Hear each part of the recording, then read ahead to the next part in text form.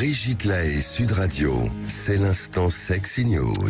Eh bien, Jean-Charles Bouchou, nous retrouvons Julia Palombe, qui a l'air d'être très remontée.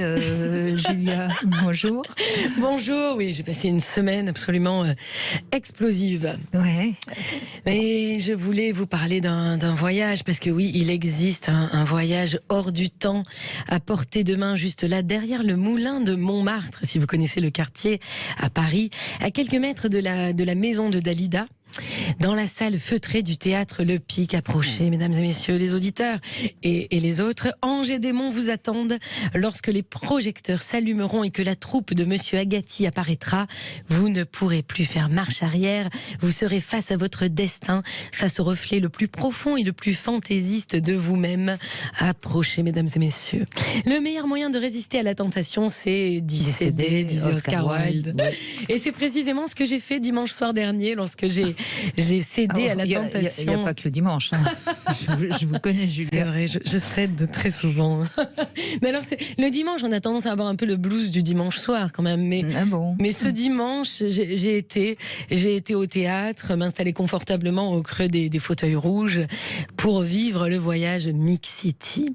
Alors, Mixity comme mélange des genres, comme mixité artistique, mixity comme cohabitation poétique, comme variété des émotions, pourrait-on dire. Mixity, une aventure signée Bruno Agati. Bruno Agati est chorégraphe et metteur en scène. Vous vous souvenez sûrement peut-être de ces images pendant le confinement qui ont fait le tour des JT de télévision, où l'on voyait des artistes, de véritables créatures qui surgissaient des fenêtres du 2e étage de numéro 30 de la rue des Abbesses, maquillés, emplumés, projetant leur voix puissante comme ultime outil de résistance, danser et chanter pour ne pas crever, pour ne pas abandonner le rêve, pour espérer, pour distraire aussi.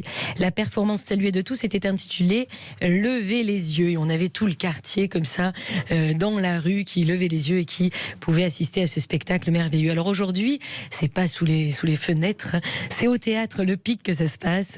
Les artistes de la troupe de Bruno Agati nous donnent rendez-vous tous les dimanches et lundis à 20h pour une épopée poétique au cœur de la féminité. Alors la féminité de la femme, bien sûr, mais aussi celle de l'homme. Eh oui. Et ce soir, c'est si bon, ce soir et tous les soirs d'ailleurs, c'est si bon d'être une femme, même si ça fait péder, comme le chantait merveilleusement Régine sous la plume de Serge Gainsbourg. C'est évidemment un des extraits de son chanson que l'on peut vivre pendant le spectacle.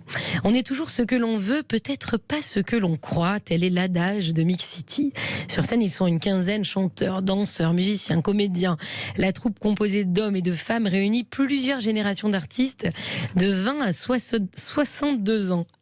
Ici, c'est le talent qui règne en maître des lieux. Alors, les hommes sont habillés en femmes, c'est vrai, les femmes en hommes.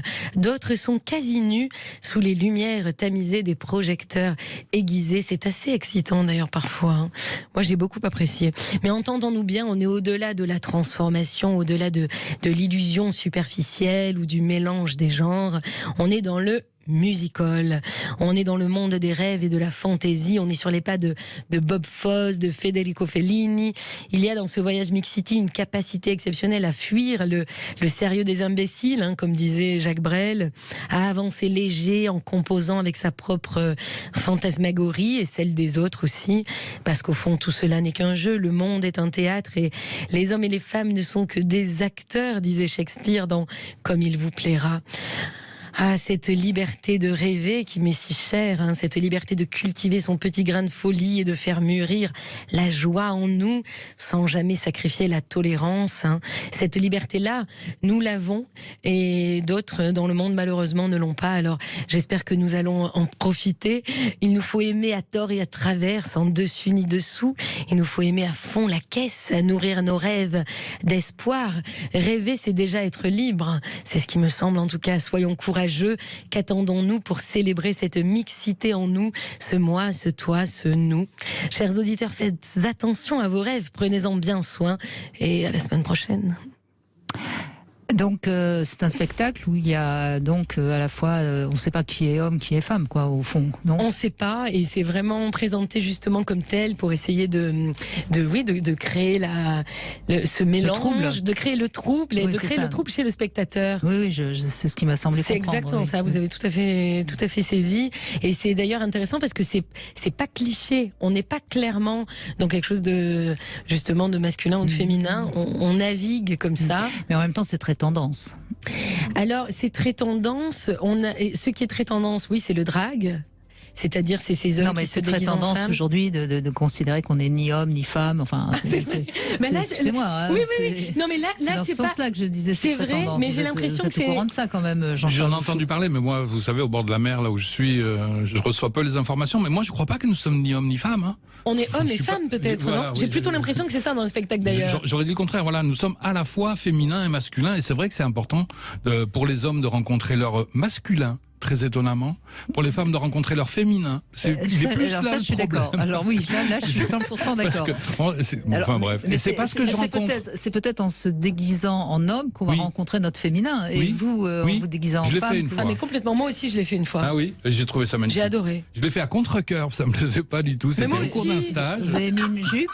Ah oui, tout. Je suis devenu une femme. Tout. Alors c'est quoi tout à part la jupe ? En fait, avec la jupe.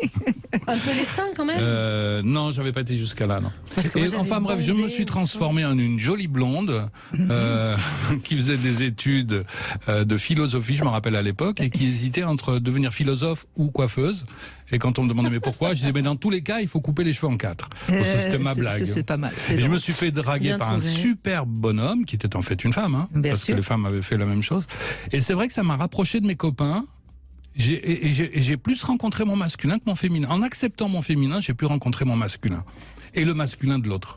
Bon, voilà. Moi, vous êtes prêts pour le voyage Mix City. Voilà ce qu'il vous reste à faire ce week-end. Vous inversez les rôles dans le couple, ça peut être très intéressant. Ça peut être génial. C'est adorable. Ça, c'est un bon petit travail et on en parle. Bon, moi, ça va. Aujourd'hui, j'ai déjà le pantalon. Et moi, j'ai oublié ma jupe, par contre. Oui, je fais ça. Et puis c'est moi qui vous ai invité à déjeuner en plus, donc vous voyez, j'ai tout le rôle de l'homme. Non mais Brigitte, elle a toujours une longueur d'avance. Moi j'ai beaucoup de chance. Bon, merci en tout cas, Julia Palombe, ça nous aura bien amusé.